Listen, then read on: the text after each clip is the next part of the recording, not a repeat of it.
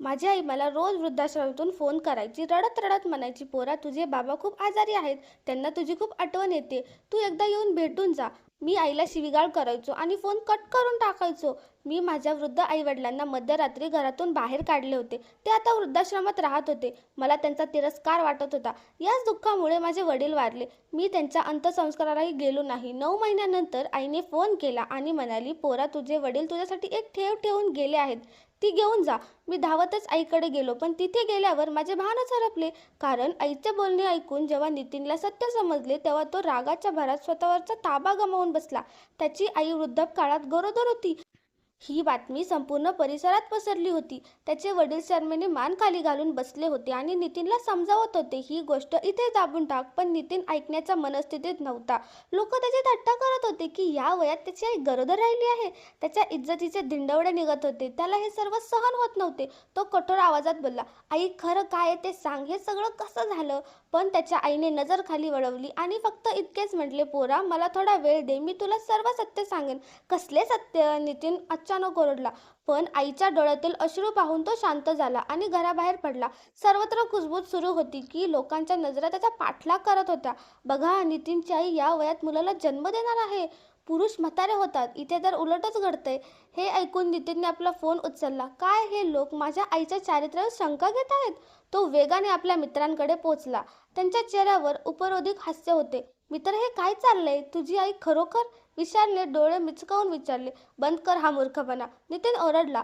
पण मित्र खो खो हसू लागले. अरे इतका रागवतेस कशाला? विहान तसंही तुझ्या कुटुंबाने सर्वांना चकित केले.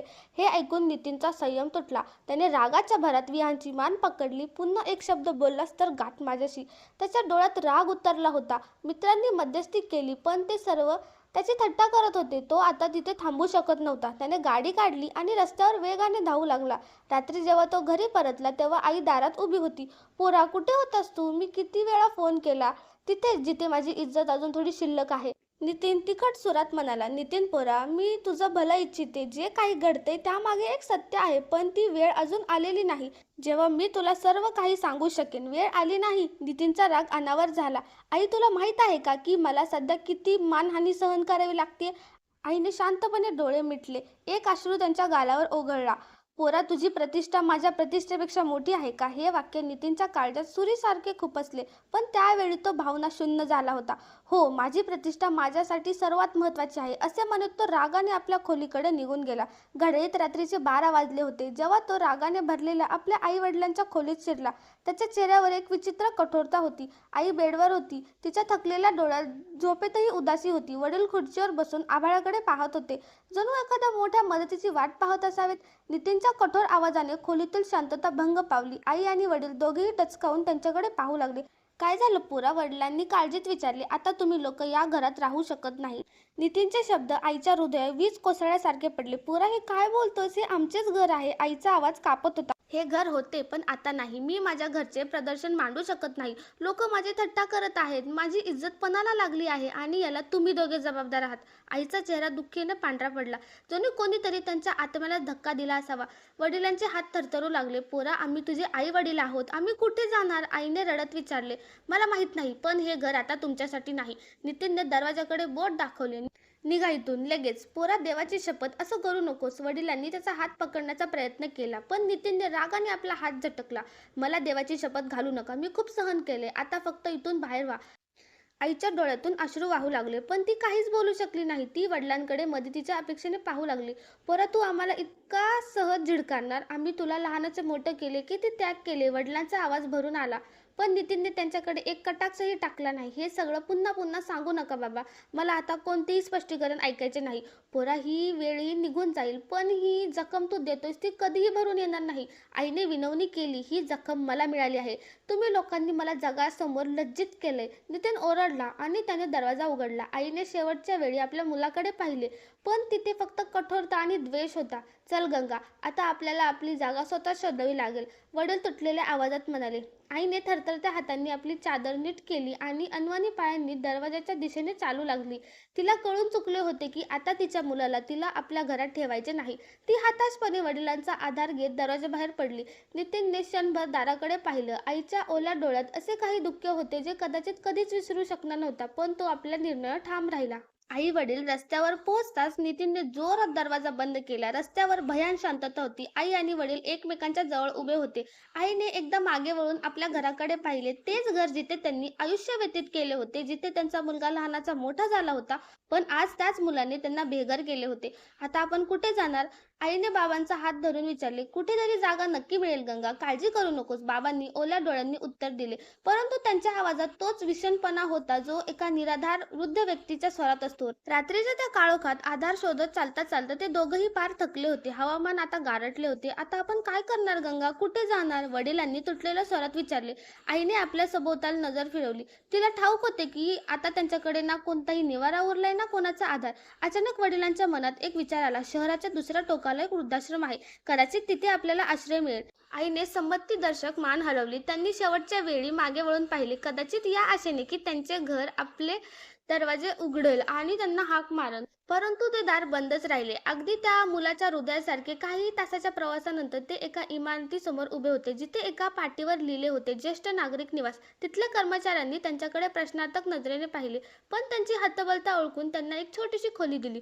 खोलीत 2 जुने पलंग होते, एक लहान मेज आणि भिंतीवरचा रंग उडालेला होता. आईने पलंगावर बसता दीर्घ श्वास घेतला. जणू कित्येक वर्षांचा थकवा एका क्षणात तिच्यावर स्वार झाला असावा. एक जागा तर मिळाली गंगा, डोक्यावर छप्पर तरी मिळाले. वडिलांनी आईला धीर देण्याचा प्रयत्न केला. आईने ओढा आणून हसू त्यांच्याकडे पाहिले, पण तिचे डोळे शून्य होते. वृद्धाश्रमात काळ जणू थबकला होता. सगळीकडे शांतता पसरली असे. कधी एखाद्या वृद्धाच्या विहारण्याचा आवाज येई, तर कधी परिचारिकेच्या पावलांची चाहूल लागे. आईची प्रकृती दिवसागणिक ढासळत चालली होती. ती अनेकदा तासनतास गप्प बसून शून्यात पाहत राही. वडील तिला वारंवार धीर देत, तिच्यासाठी चहा बनवत, बोलण्याचा प्रयत्न करत, पण आई हळूहळू खचत चालली होती. काय विचार करतेस गंगा? एका दिवशी वडिलांनी तिचा हात हातात घेऊन विचारले. काही नाही, आई हळूच म्हणाली. थोडा वेळ गप्प राहून ती पुन्हा बोलू लागली. फक्त हेच वाटते की आई असणे किती विचित्र आहे. मुलगा कितीही मोठा झाला तरी आईसाठी तो नेहमी बाळच असतो, आणि जेव्हा ते बाळ आईला सोडून देते तरीही आई त्याला सोडत नाही. वडिलांनी दीर्घ निश्वास टाकला आणि तिचा हात अधिक घट्ट पकडला. वडिलांना अजूनही आशा होती की नितीनला कधीतरी पश्चाताप होईल आणि तो त्यांना परत बोलवेल. ते दररोज फोन करत आणि नितीनचा क्रमांक फिरवत. हॅलो नितीन पोरा, कसा आहेस तू? बाबा, मी कामात आहे, तुम्ही वारंवार फोन का करता? नितीनचा आवाज नेहमीच कठोर असायचा. पोरा, तुझ्या आईची प्रकृती ठीक नाहीये. जर तू आलास तर. बाबा, मी सांगितले ना, मी व्यस्त आहे. कृपया मला पुन्हा पुन्हा त्रास देऊ नका. आणि फोन ठेवला जाई. वडिलांनी फोन हातात धरूनच आईकडे पाहिले. तिला आधीच समजले होते की काय घडले असेल. तिने ओल्या डोळ्यांनी वडिलांच्या हातावर हात ठेवला आणि हळूच म्हणाली, फक्त प्रार्थना करा, कदाचित एका दिवशी त्याला आपली आठवण येईल. रात्रीच्या अंधारात जेव्हा सर्वजण झोपले होते तेव्हा आई हळूच अंथरुणानं उठली आणि खिडकीपाशी जाऊन बसली. बाहेर चांदणे पसरले होते, पण तिच्या मनातील काळोख कोणताच प्रकाश दूर करू शकत नव्हता. गंगा, माझे मन खूप जड झाले आहे, वडिलांनी संध्याकाळी आईला सांगितले. ते खुर्चीवर बसून खिडकीबाहेर पाहत होते. फक्त प्रार्थना कर, देव सर्व काही ठीक करेल. आईने धीर देण्याचा प्रयत्न केला, पण तिच्या स्वरातही विश्वासाची उणीव होती. वडील नेहमीप्रमाणे नितीनला फोन करण्यासाठी आपला फोन उचलतात, पण त्यांचे हात थरथरत होते. मोठ्या कष्टाने त्यांनी क्रमांक फिरवला. हॅलो नितीन बाळा. बाबा, तुम्ही पुन्हा फोन करताय? मी सांगितले होते ना, मला त्रास देऊ नका. नितीनचा सूर चढलेला होता. पोरा, एकदा येऊन आम्हाला भेटून जा. तुझ्या आईची प्रकृती ठीक नाही आणि मलाही काही दिवसांपासून छातीत दुखतंय. बाबा, कृपया, मी आधीच खूप मनस्ताप सहन केलाय. आता हे नाटक मी ऐकू शकत नाही. तुमची तब्येत खराब असेल तर डॉक्टरांकडे जा. मला या सगळ्यात ओढू नका. फोन बंद झाला. वडील काही वेळ शांत बसून राहिले. मग त्यांनी हळूच तो फोन मेजवर ठेवला. त्यांचे डोळे शून्यात हरवले होते, जणू ते एखाद्या खोल विचारात बुडले असावेत. काय म्हणाला तो? आईने हळूच विचारले. वडिलांनी खोटे हसत उत्तर दिले. काही नाही, तो फक्त कामात व्यस्त होता. पण सत्य हे होते की ते आतून पूर्णपणे तुटले होते. पुढच्या रात्री वडिलांची प्रकृती अचानक बिघडली. त्यांच्या छातीत असह्य वेदना होत होत्या, श्वास अडकला जात होता आणि कपाळावर घामाच्या धारा वाहत होत्या. आई घाबरून परिचारिकेला बोलवायला धावली, पण तोपर्यंत खूप उशीर झाला होता. लवकर रुग्णवाहिका बोलवा, परिचारिका म्हणाली. पण वडिलांचे शरीर शांत झाले होते. त्यांना हृदयविकाराचा झटका आला होता. आम्ही खूप प्रयत्न केले. डॉक्टरांनी वाक्य अपूर्णच सोडले. आईच्या कानात जणू स्फोट झाला. हे असं होऊ शकत नाही. माझे पती मला सोडून जाऊ शकत नाहीत. ते तर काही दिवसांपूर्वीच ठीक होते. आई रडत रडत ओरडली. पण कटू सत्य हेच होते की ते आता या जगात नव्हते. आईने कापत्या हातांनी नितीनला फोन लावला. हॅलो पोरा, तुझे बाबा. आईचा आवाज हुंदक्यात बुडाला होता. ते आपल्याला सोडून गेले पोरा. काही क्षण शांतता पसरली. बाबा गेले? नितीनने हळूच विचारले. हो पोरा, किमान शेवटचं तरी त्यांना येऊन बघ. पण नितीनच्या हृदयात कोणतीही भावना जागृत झाली नाही. आई, ते तर आधीच आजारी होते. हे तर कधीतरी घडणारच होते. मी येऊ शकत नाही. आईला वाटले जणू कोणीतरी तिच्या काळजात सुरा खुपसला असावा. पोरा, त्यांना शेवटच्या क्षणी तुला पाहायचे होते. त्यांच्या मुखात शेवटचा शब्द तुझाच होता. आई कृपया, मी अशा भावूक गोष्टी ऐकण्याच्या मनस्थितीत नाही. उद्या कार्यालयात खूप काम आहे. तुम्हीच त्यांचे अंत्यसंस्कार उरकून घ्या. फोन ठेवला गेला. आईने तो फोन आपल्या उराशी धरला. तिचे हात थरथरत होते आणि डोळ्यातून अश्रूंच्या धारा वाहत होत्या. हे देवा, ही कसली परीक्षा आहे? ती हुंदके देत म्हणाली. तिच्या आयुष्याचा सर्वात मोठा आधार आता मातीमोल होणार होता आणि तिचा मुलगा, जिच्यासाठी तिने आपले संपूर्ण आयुष्य वेचले, त्याने या अंतिम क्षणालाही तिला एकटे सोडले होते.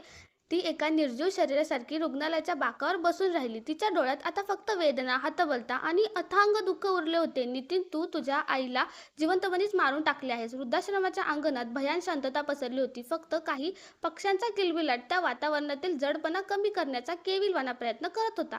आई एका बाकावर बसली होती. हातात गीता धरून ती फक्त शून्यात पाहत होती. 2 दिवस उलटून गेले होते, पण नितीनचा कोणताही फोन किंवा निरोप आला नव्हता. तो आपल्या वडिलांच्या अंत्यसंस्कारालाही आला नाही. आई, तुम्हाला खरंच वाटलं होतं का की तो येईल?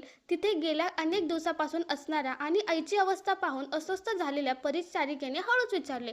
आईने एका उदास हास्यासह मान खाली घातली. नाही ग मुली, मला आशा नव्हतीच. फक्त मनाच्या कोपऱ्यात कुठेतरी एक प्रार्थना होती की कदाचित माझा मुलगा पश्चाताप होऊन परत येईल.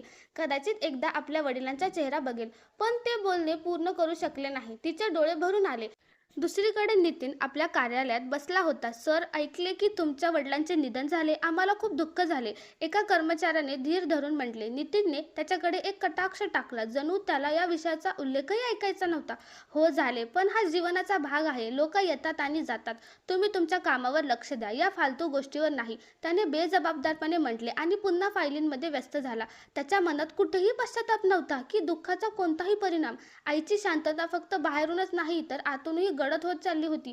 ती कित्येक दिवसांपासून नीट जेवत नव्हती आणि तिची प्रकृती सतत खालावत चालली होती. पण तिच्या गर्भात वाढणारा तो लहानसा जीव तिला प्रत्येक वेळी तुटण्यापासून वाचवत होता.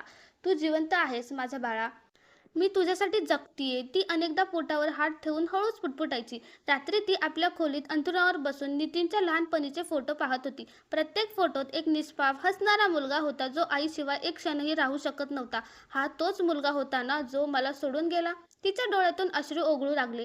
ती आजही नितीनची वाट पाहत होती. आजही तिला वाटत होते की त्याने परत यावे आणि एकदा म्हणावे, आई, माझे तुझ्यावर खूप प्रेम आहे. पण वास्तव हे होते की नितीन आपल्या जगात मग्न होता आणि आई आपल्या हतबलतेसह एकाकीपणात गुदमरत होती. वृद्धाश्रमाच्या त्या भिंतीच्या आड आई गप्प बसून आपल्या हातांकडे पाहत होती. तिची बोटे थरथरत होती. हे कसे घडले? अहवाल पाहताना परिचारिका आश्चर्याने म्हणाली. डॉक्टरही तितकेच अवाक होते. या वयात गर्भ राहणे जवळजवळ अशक्य होते. पण सत्य हे होते की आई खरोखरच गरोदर होती. हे सर्व काही असामान्य वाटते. डॉक्टर गंभीरपणे म्हणाले. वैद्यकीय शास्त्रात अशा घटना अत्यंत दुर्मिळ असतात. आपल्याला काही अधिक चाचण्या कराव्या लागतील. आईने शांतपणे डॉक्टरकडे पाहिले आणि हळूच म्हणाली, मला इतर कोणत्याही तपासणीची गरज नाही. मला माहीत आहे सर्व ठीक आहे. डॉक्टर आणि परिचारिका एकमेकांकडे आश्चर्याने पाहू लागले. पण मावशी, तुमच्या या वयात ही काही साधी गोष्ट नाही. परिचारिकेला सावधानपणे काही सांगायचे होते, पण आईचे हात उंचावून तिला थांबवले. मी सांगितले ना, मला कोणतीही तपासणी करून घ्यायची नाही. आईचा आवाज जरी कमकुवत होता तरी त्यात एक ठामपणा होता. जणू तिला हे सत्य कोणाशीही वाटून द्यायचे नव्हते. परिचारिका काही वेळ शांत राहिली. मग हळूच म्हणाली, किमान एक सोनोग्राफी तरी करून घ्या. कदाचित आपल्याला काही महत्त्वाची माहिती मिळेल. रात्री आई आपल्या खोलीत एकटी बसली होती. तिने आपली अशक्त बोटे पोटावर ठेवली आणि तिच्या मनात एक विचित्र धाकधूक पसरली. ही कसली परीक्षा आहे देवा? तिला तो दिवस आठवला जेव्हा तिला पहिल्यांदा या गर्भाबद्दल समजले होते. हे कसे शक्य आहे मावशी? डॉक्टरांनी आश्चर्याने विचारले होते. तुम्ही कधी कोणाला याबद्दल काही सांगितले आहे का?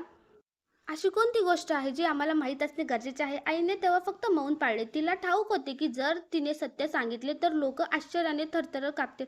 पण ती हे गुपित कायमचे लपवून ठेवू शकणार होती का? जेव्हा सत्य समोर येईल तेव्हा काय होईल? नितीनला कधी समजेल का की त्याच्या आईने हे सर्व का सोसले? तिला माहित होते की एक दिवस सत्य नक्कीच बाहेर येईल, पण ती वेळ अजून आली नव्हती. तिने डोळे मिटले आणि एक अश्रू गालावर ओघळला. हे बाळ एक अमानत आहे आणि मी याला जगाच्या प्रत्येक टोमण्यांपासून, प्रत्येक प्रश्नांपासून वाचून ठेवीन. रात्रीची वेळ होती आणि नितीन आपल्या कार्यालयात बसून लॅपटॉपवर काम करत होता. पावसाचे थेंब खिडकीवर आदळत होते आणि सोबतली शांतता होती. पण त्याच्या मनात एक अनामिक अस्वस्थता होती, जणू काहीतरी अघटित घडणार आहे. त्याच वेळी त्याचा फोन वाजला. स्क्रीनवर एक अनोळखी नंबर चमकत होता. यावेळी कोण असू शकते? नितीन पुटपुटला आणि त्याने फोन उचलला. हॅलो. दुसरीकडून काही क्षण शांतता होती. मग एक स्त्रीचा आवाज ऐकू आला, जो हळू पण गंभीर होता. तुम्ही नितीन बोलत आहात का? हो, मी नितीन आहे. तुम्ही कोण? मी वृद्धाश्रमातून परिचारिका प्रणिती बोलते. तुम्हाला एक अत्यंत महत्त्वाची गोष्ट सांगायची आहे. वृद्धाश्रम? नितीनच्या कपाळावर आठ्या पडल्या. परिचारिकेने एक क्षण थांबून ते शब्द उच्चारले ज्यांनी नितीनच्या आत्म्याला हादरवून सोडले. अभिनंदन नितीन साहेब, तुमच्या धाकट्या भावाचा जन्म झाला आहे. काही क्षणासाठी नितीनला वाटले की त्याने काहीतरी चुकीचे ऐकले आहे. तो आश्चर्याने उद्गारला, तू तू काय म्हणतीयस? तुमच्या आईने एका मुलाला जन्म दिला आहे, परिचारिकेने स्पष्ट स्वरात सांगितले. आणि आम्हाला तुमच्याशी सविस्तर बोलायचे आहे, कारण त्या बाळाबद्दल अशी एक गोष्ट आहे जी तुम्हाला माहीत असणे अत्यंत गरजेचे आहे. नितीनची बोटे घामाने ओली झाली. त्याचे हृदय धपधपू लागले. नितीन साहेब, आम्ही तुम्हाला विनंती करतो की एकदा येऊन आपल्या आईला आणि भावाला पाहून घ्या. पण नितीच्या मनातील जुन्या जखमा पुन्हा ताज्या झाल्या. हे सर्व ऐकून त्याला एकीकडे लाज वाटत होती तर दुसरीकडे प्रचंड राग येत होता. हे सर्व तात्पुरतं आहे. मला या गोष्टींमध्ये रस नाही, नितीन कठोर स्वरात म्हणाला आणि त्याने रागाच्या भरात फोन ठेवून टाकला. फोन बंद करताच नितीनने दीर्घ श्वास घेतला, पण त्याच्या हृदयाची धडधड थांबत नव्हती.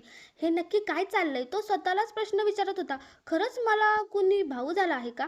आणि ती परिचारिका नक्की काय सांगत इच्छित होती? त्याने आपले डोके झटकले, जणू त्या विचारांना बाहेर काढू इच्छित होता. नाही, मी पुन्हा या सगळ्यात पडू शकत नाही. मी त्या दोघांना माझ्या आयुष्यातून बाहेर काढले आहे आणि आता मी मागे वळून पाहणार नाही. पण तो स्वतःला सावरण्याचा जितका प्रयत्न करत होता, तितकीच एक अनामिक अस्वस्थता त्याच्या मनात घर करत होती. अखेर कित्येक दिवसांच्या द्विधा मनस्थितीनंतर त्याने निर्णय घेतला की तो स्वतः जाऊन सत्याचा शोध घेईल. नितीनची गाडी वृद्धाश्रमाच्या दाराशी येऊन थांबली. तो थेट स्वागत कक्षाकडे गेला. तिथे परिचारिका प्रणिती त्याला पाहून दचकली. तुम्ही आलात? हो, पण जास्त बोलू नकोस. फक्त मला माझ्या आईला भेटू दे, नितीनने सांगितले. परिचारिकेने दीर्घ श्वास घेतला आणि मुकाट्याने त्याला आतल्या खोलीकडे घेऊन गेली.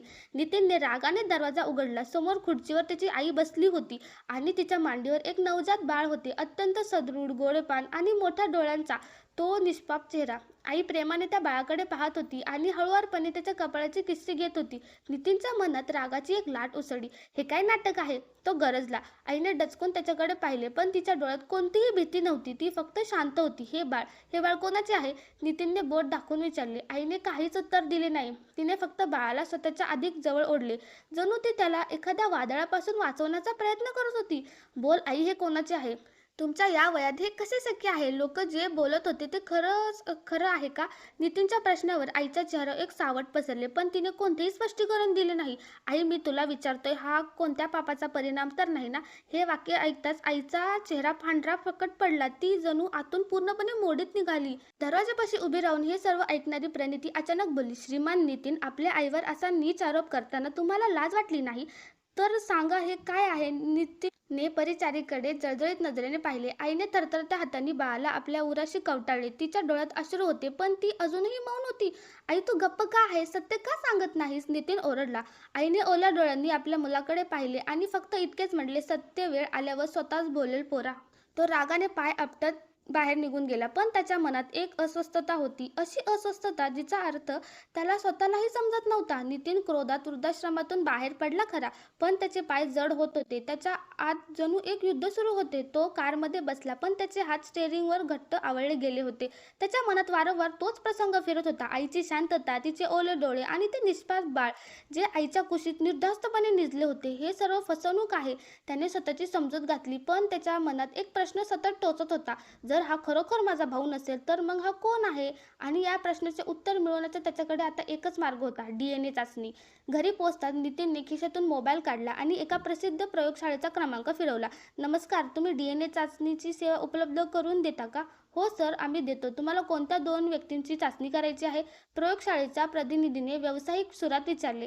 नितीनने क्षणभर श्वास रोखला आणि मग म्हणाला, एक नवजात बाळ आणि माझी आई. दुसरीकडे काही काळ शांतता पसरली. मग प्रतिनिधी म्हणाला, ठीक आहे सर, तुम्ही आमच्या क्लिनिकमध्ये येऊ शकता किंवा आम्ही स्वतः तुमच्या पत्त्यावर येऊन नमुने घेऊ शकतो.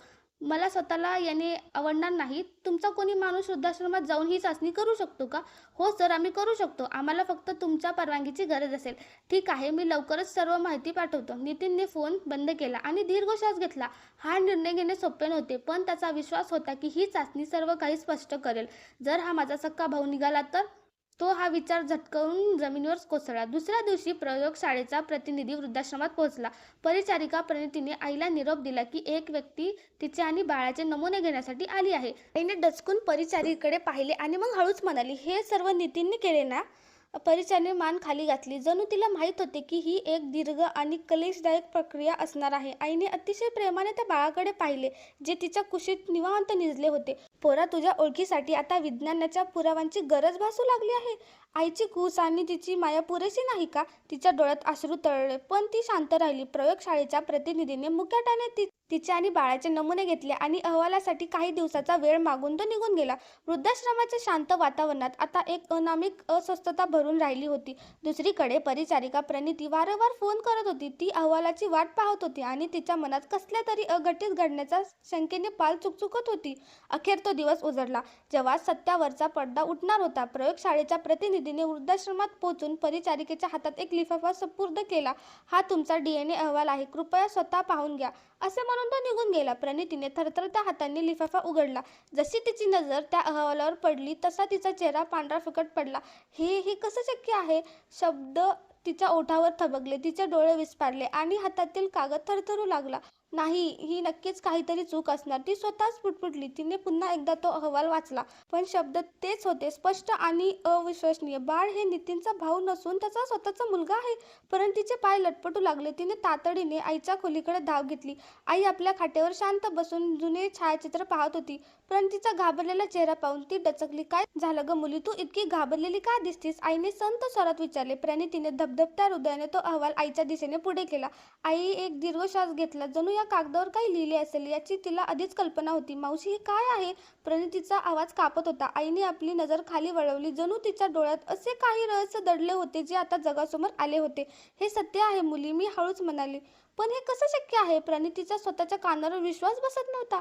आईच्या डोळ्यातून एक अश्रू ओघळला आणि तिने बाळाला छातीशी कवटाळले. हे सत्य तर एक दिवस समोर येणारच होते आणि आज तो दिवस उजाडला आहे. तिकडे नितीनही अस्वस्थ होता. तो अहवालाची प्रतीक्षा करत होता. त्याला खात्री होती की निकाल त्याचा सर्व शंका दूर करेल. पण जेव्हा त्याचा मोबाईल वाजला आणि परिचारिकेचा घाबरलेला आवाज ऐकू आला, तेव्हा त्याचे हृदय वेगाने धडधडू लागले. नितीन साहेब, तुम्हाला तातडीने वृद्धाश्रमात यावे लागेल. अहवाल आला आहे आणि आणि तुम्हाला स्वतःच्या डोळ्यांनी हे सत्य पाहावे लागेल. नितीनच्या कपाळावर आठ्या पडल्या. म्हणजे अहवालात नक्की काय लिहिलंय? प्रणिती काही क्षण गप्प राहिली, मग धीम्या स्वरात म्हणाली, हे बाळ तुमचा भाऊ नाही तर तुमचा स्वतःचा मुलगा आहे.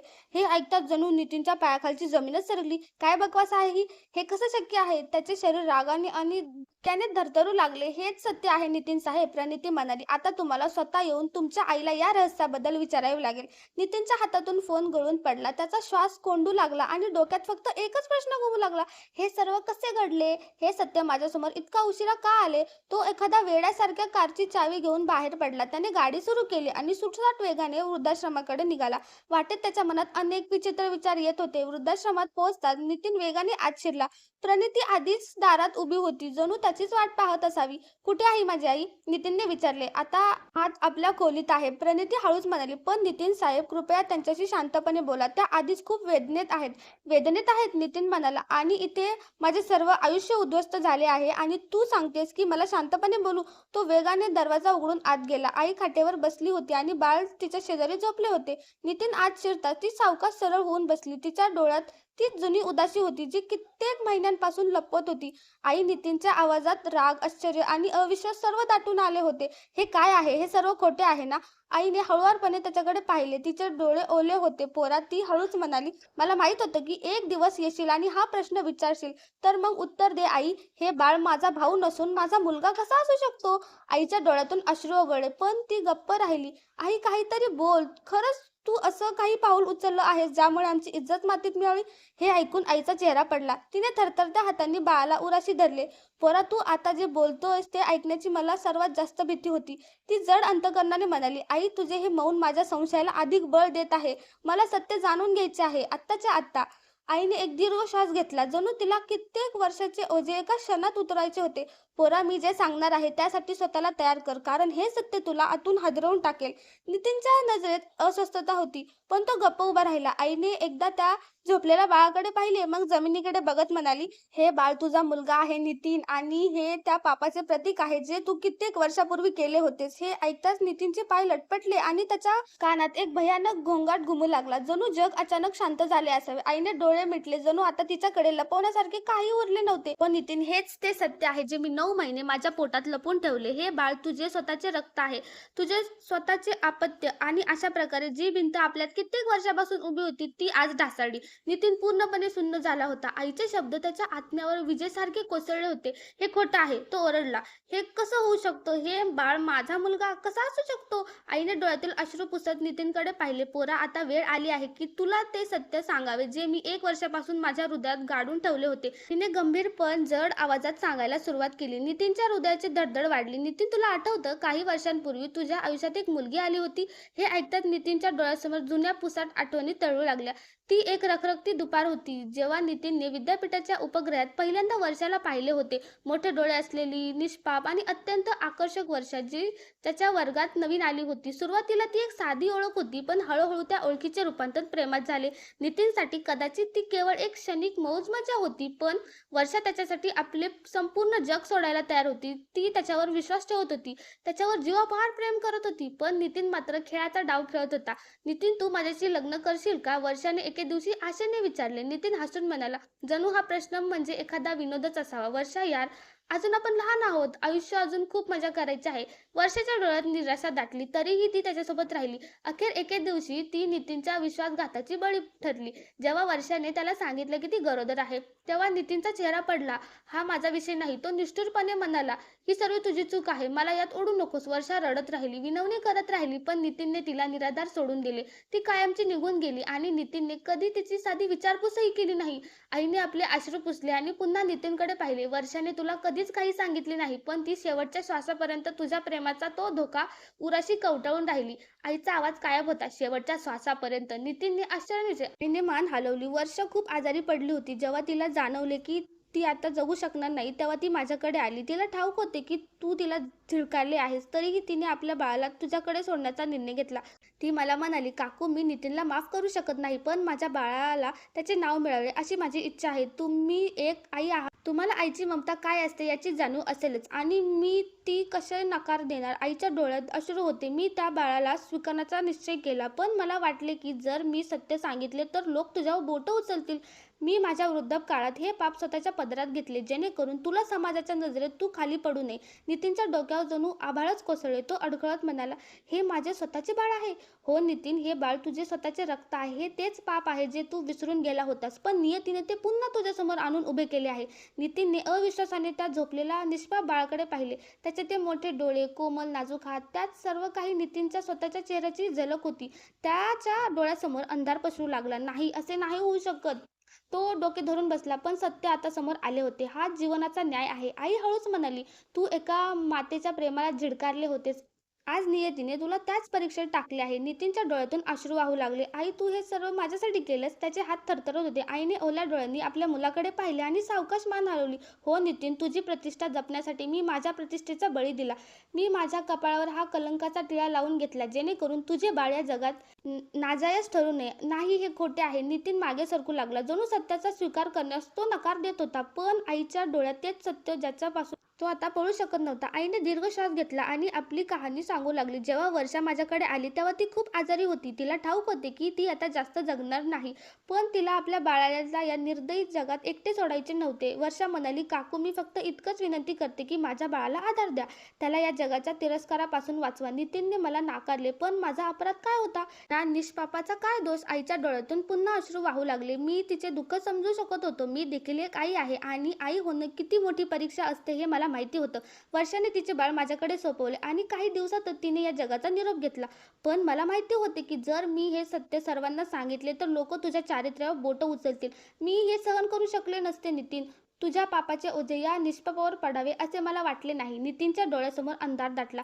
म्हणून तुम्ही स्वतःला गरोदर असल्याचे भासवले. तो हळू पण स्थिर आवाजात बोलला. आईने त्यावर समर्थीदर्शक मान हलवली. हो, ज्या पापाचा खरा जबाबदार तू होतास त्याचे ओझे मी माझ्या म्हातारपणी स्वतः शिरावर घेतले.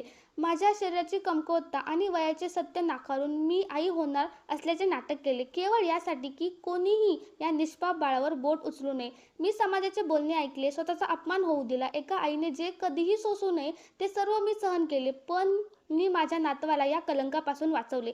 नितीनचे पाय लटपटले. त्याला जाणवले की त्याच्या पायाखालची जमीनच सरकली आहे. त्याने रागाच्या भरात आपल्या आईला घरातून बाहेर काढले होते, त्यांचा अपमान केला होता, त्यांच्या चारित्र्यावर प्रश्नचिन्ह उपस्थित केले होते आणि आज आज तो ते सत्य ऐकत होता. हे सर्व काही केवळ त्याच्यासाठी केले गेले होते. आई, मी तुझ्यासोबत जे काही केले. त्याच्या आवाजात भीती आणि पश्चाताप होता. आईने हसून आपले अश्रू पुसले. पोरा, मी तुला कधीच श्राप दिला नाही. मी फक्त प्रार्थना करत राहिले की काळ तुला सत्याची जाणीव करून देईल. नितीनने आपले डोके धरले. मी तुला झिडकारले, तुझ्यावर आरोप केले, तुला एकटं सोडले. तो हुंदके देऊन रडू लागला. आई म्हणाली, पोरा, आता जे व्हायचे होते ते होऊन गेले, पण ही वेळ तुला एक निर्णय घेण्यास भाग पाडेल.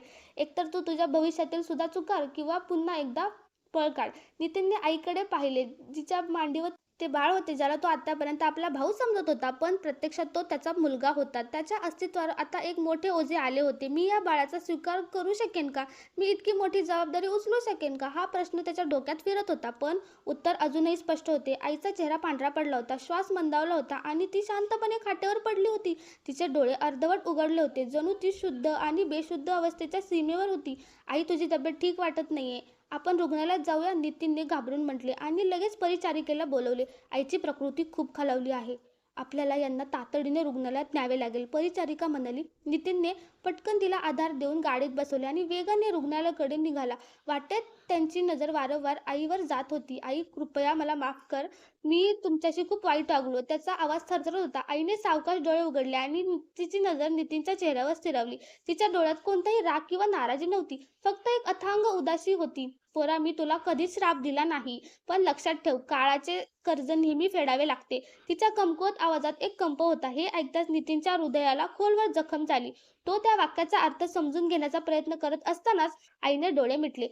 आई, कृपया डोळे उघड, आपण रुग्णालयात पोहोचतोय, तू अगदी ठीक होशील. तो हतबल होऊन ओरडला. गाडी वेगाने रुग्णालयाच्या दारापाशी थांबली. डॉक्टर धावत आले. त्यांना तातडीने आयसीयूत न्यावे लागेल, एका डॉक्टरने सांगितले. नितीनची नजर आईच्या निर्जीव शरीराकडे लागली होती. स्ट्रेचर पुढे जात असताना त्याला काहीतरी बोलायचे होते, पण त्यांचे ओठ मुके झाले होते. कित्येक तास उलटले आणि नितीन रुग्णालयाच्या वरांड्यात अस्वस्थपणे फेरा मारत होता.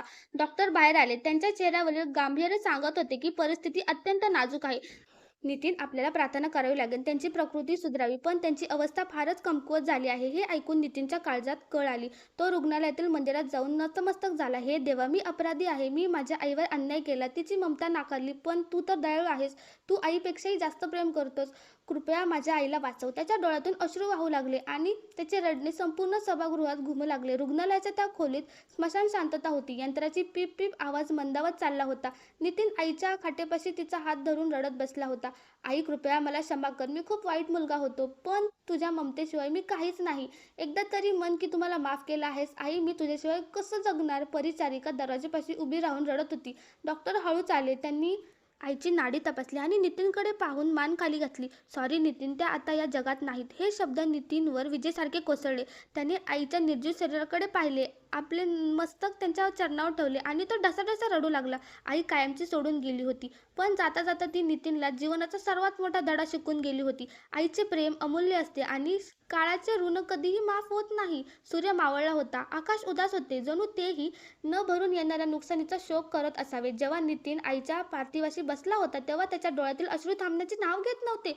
पाहून त्याचे हृदय असह्य वेदनेने भरून आले. आई, मी तुला कायमचे गमावले, तो हळूच म्हणाला, जणू आई अजूनही ऐकत असावी. स्मशानभूमीतील ती शांतता त्याच्या मनातील एकाकपणाला अधिकच गडद करत होती. मी माझ्या आयुष्यात सर्व काही माझ्या अहंकारासाठी आणि जिद्दीसाठी कुर्बान केले, पण तुझी ममता हीच माझी सर्वात मोठी संपत्ती होती, हे मला कधीच उमजले नाही. त्याने आईच्या राखेवरून हात फिरवला, जणू शेवटच्या वेळी तिला स्पर्श करू इच्छित होता. जर मी काळ मागे नेऊ शकलो असतो तर तुला कधीच स्वतःपासून दूर जाऊ दिले नसते. आई त्या आकाशाकडे पाहिले आणि मनापासून प्रार्थना, हे प्रभू, माझ्या आईला स्वर्गात सर्वोच्च स्थान दे. तिच्याशिवाय हे जग आता एक ओसाड जागा आहे.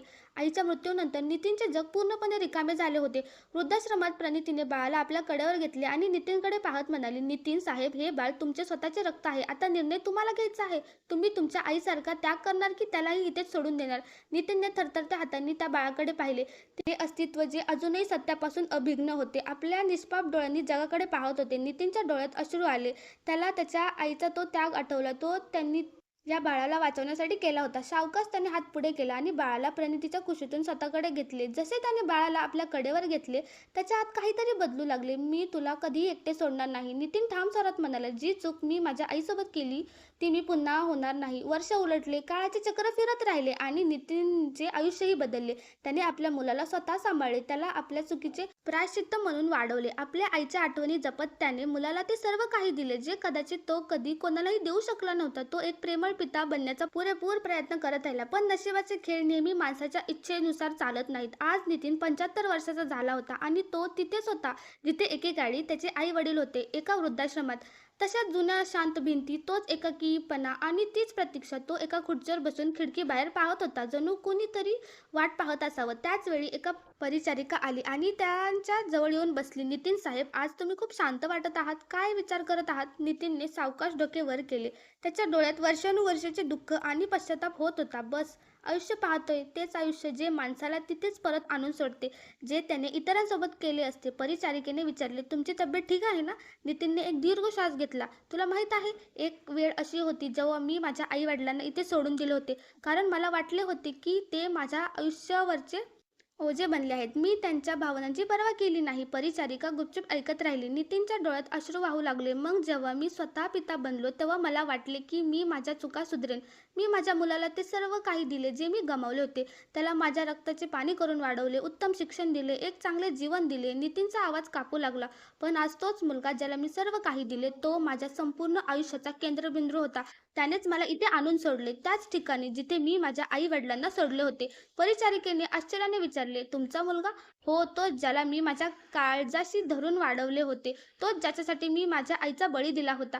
नितीनचे हृदय एखाद्या ओझ्याखाली दबले गेले होते. तुला माहित आहे परिचारिका मुदी, माझ्या आईने जाताना मला एक वाक्य सांगितले होते की आज जे सत्य ठरले आहे. कोणते वाक्य? तिने हळूच विचारले. पोरा, मी कधीच श्राप दिला नाही, पण लक्षात ठेव, काळाचे कर्ज नेहमी फेडावे लागते. एवढे बोलून नितीनची नजर शून्यात हरवली. ही कथा एका कठोर सत्याचे दर्शन घडवते की काळ कधीही कोणाचे कर्ज सोडत नाही. आपण इतरांसोबत जे करतो तेच कोणत्या ना कोणत्या रूपात आपल्याकडे परत येते. आई वडिलांचा सन्मान आणि त्यांचे प्रेम ही सर्वात मोठी संपत्ती असते, कारण जेव्हा काळाचे चक्र फिरते तेव्हा याची जाणीव होते की जे पेरले ते कापणीला येईलच. तर मित्रांनो, ही होती आजची कथा. या कथेबद्दल तुमचे काय मत आहे हे कमेंट बॉक्समध्ये नक्की सांगा. आणि जर तुम्हाला ही कथा आवडली असेल तर व्हिडिओला लाईक करा, शेअर करा.